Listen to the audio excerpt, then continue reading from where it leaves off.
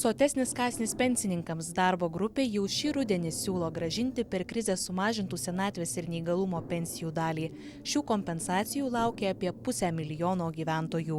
Pirmiausia, mes pradėsime nuo senatvės pensijų kompensavimo ir jau šiemet tas kompensavimas ketvirtąjį ketvirtį bus pradėtas kompensuoti. Tai maždaug bus apie 500 000 pensijos gavėjų. Tokia tai yra tikslinė grupė. Na ir, kaip minėjau, apie 20% pirmajame etape bus kompensuojama nuo prarastų pensijų. Kita suma planuojama grąžinti per ateinančius 2 metus.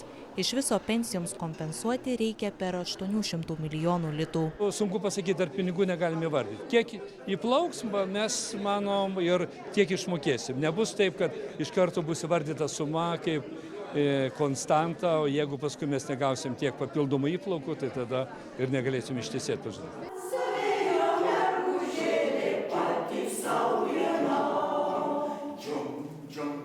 Valdžios ausis pasiekia ne visų pensininkų prašymai. Nenuspręsta, ar apkarpytų pensijų dalį gaus jau mirusių pensininkų artimieji.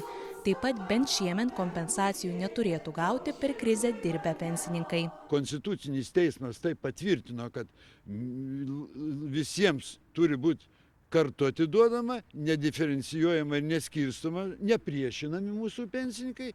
Tai valio, gerai, mes su to sutinkam. Bet kodėl dabar vis tiek randama viena kita landelė, kuri supriešins mūsų senjorus, mūsų pensininkus. Todėl aš manyčiau, kad reiktų nepriešinti pensininkų, o grąžinti ir tada dirbusiems.